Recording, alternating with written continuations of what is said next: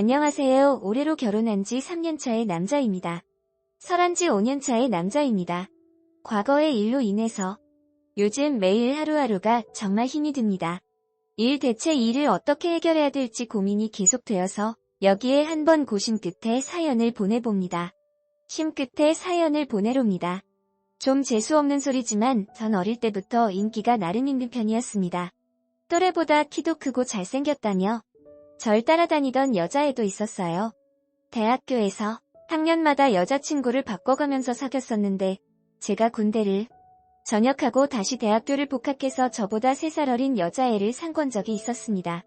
그러다 제가 바람이 나서 다른 여자랑 사귀게 되었는데 하필 그 여자가 알고 보니 유부녀였습니다. 거기다가 자식까지 있던 여자였죠. 전 그저 저녁에 친구들이랑 고기를 먹으러 갔던 적이 있는데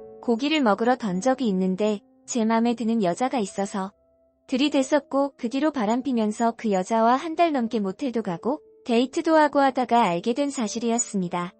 저보다 어릴 줄 알았던 그녀가 애딸린 유부녀였단 사실은 저에게 엄청난 충격이었죠. 그녀의 나이는 저보다 2살이나 많았었습니다.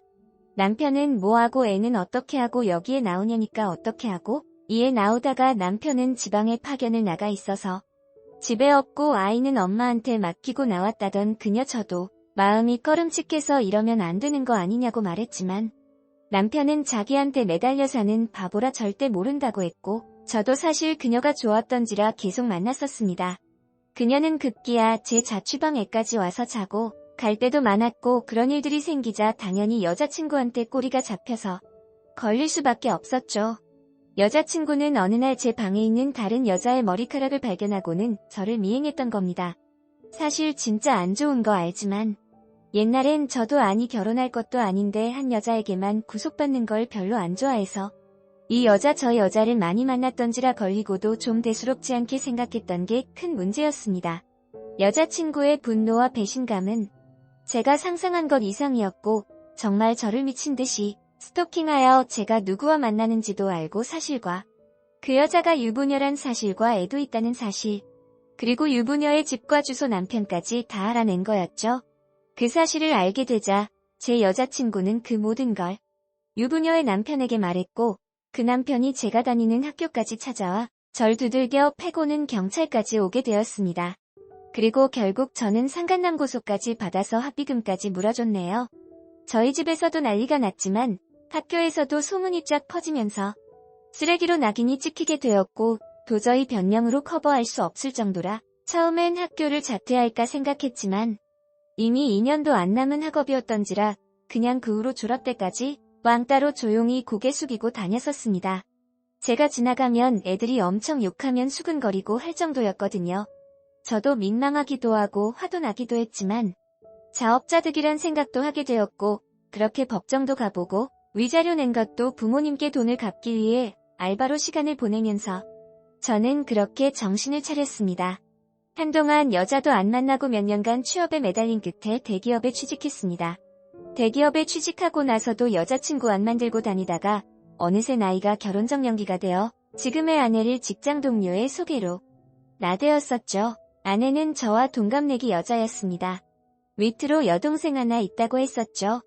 저도 첫 만남이 거의 5년 만에 여자친구를 사귀게 된 거라 연애하는 게 많이 어색했고 영화관도 5년 만에 가본지라 모든 일들을 다 어색해하자 여자친구는 저를 엄청 순둥이처럼 생각했습니다.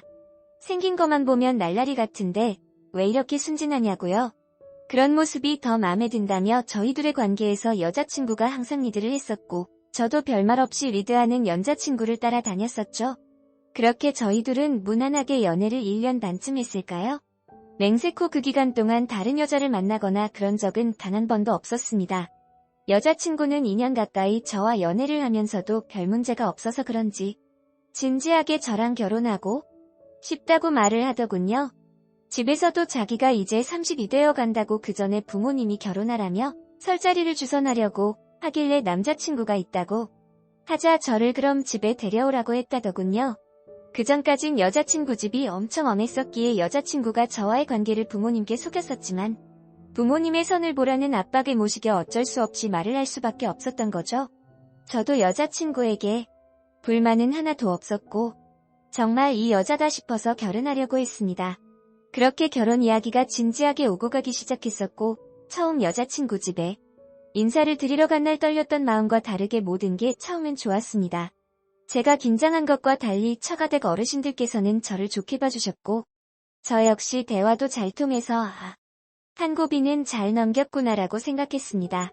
그러나 나중에 들어온 아내의 여동생 측 처제를 보고 저는 너무 놀라서 정말 심장이 순간 멎는 줄 알았고 처제도 절 보자마자 너는 이라 말을 하며 소리를 지르더군요. 바로 그 처제라는 사람이 제 전 여자친구의 베프 즉 제일 친한 친구였던 겁니다. 바로 절 상간남으로 만들어서 개고생하게 만든 여자였었죠. 제가 바람피고 헤어졌을 때 처제가 전 여친이랑 같이 찾아와서 욕하고 전 여자친구 때문에 따로 몇 번 만난 적이 있었던 우리 아내의 동생이 있다고 했지만 설마 이런 인연이 될지는 정말 상상조차도 못했습니다. 그때부터 모든 게 가시방석처럼 느껴졌고 더 보는 게 가지방석처럼 느껴졌고 저는 처가댁보다 이제는 처제만 계속 신경 쓰이더군요.